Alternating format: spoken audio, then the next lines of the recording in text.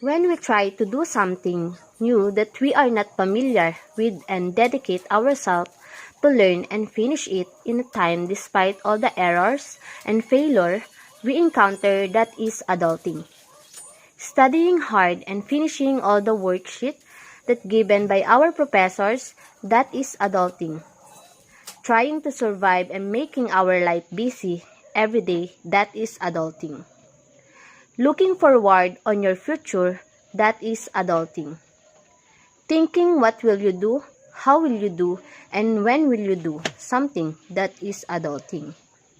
Do you understand what my point or what I am trying to say here?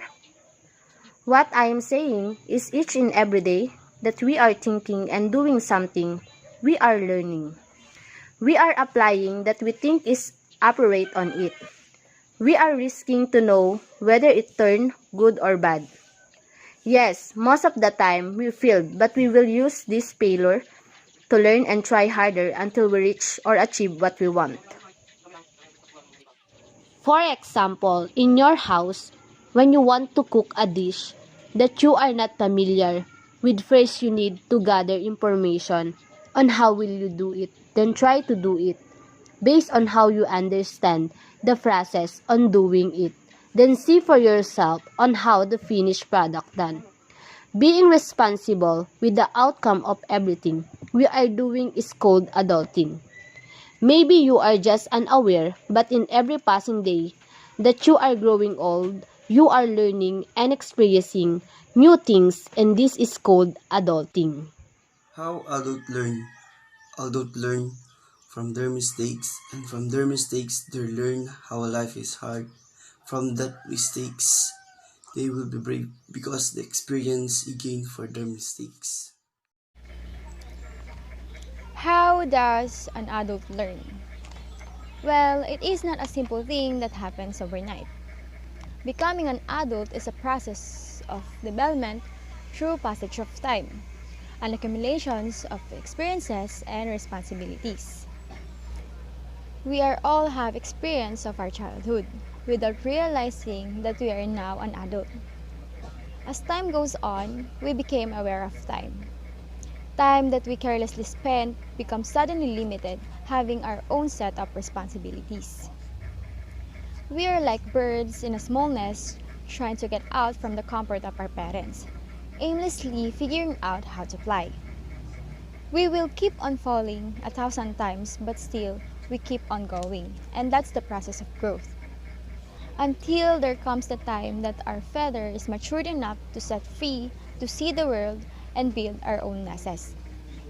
We learn to our repetitive failures, a process to get better, to learn about ourselves, and to learn to be a proper adult. Adults learn through what they are experiencing.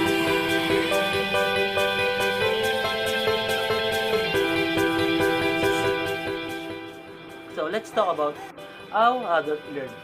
So adult learn is a life centered. It is learning by doing by application and experience, and if in need by trial and error. So adults interpret ideas, skills, and knowledge through the medium of their life experience and test them in the real life settings. To make learner self-directed is the purpose of adult education.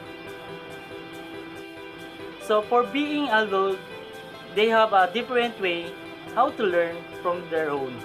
For example, some adults learn in a visual, auditory, and tactile for learners. So adult learners is a visual prepare to be shown a lesson through graphs, diagrams, and illustration while in the front of class. So the second one is auditory learners. Listen carefully to all sounds associated with the lesson. Good morning, class. For today, we have a discussion. Good morning, ma'am. Morning, ma'am. Good morning, ma'am. Okay po, ma'am.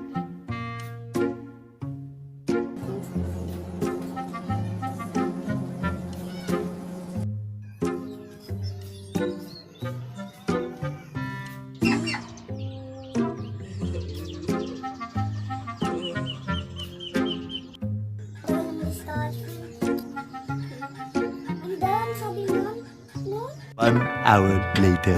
We are dismissed, review, and we have tomorrow.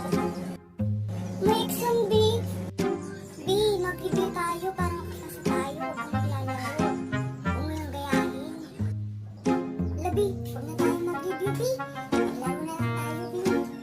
Magre-review ka? Wala, sayang lang yan.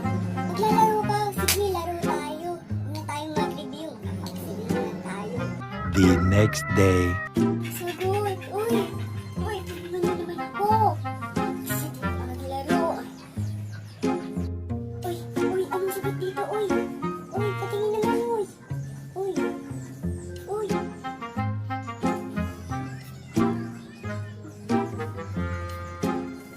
1 hour later. I have exam for today. So, Mr. Adam, 9-4. Mr. John Mendoza, 9-6. Martin Green, perfect score.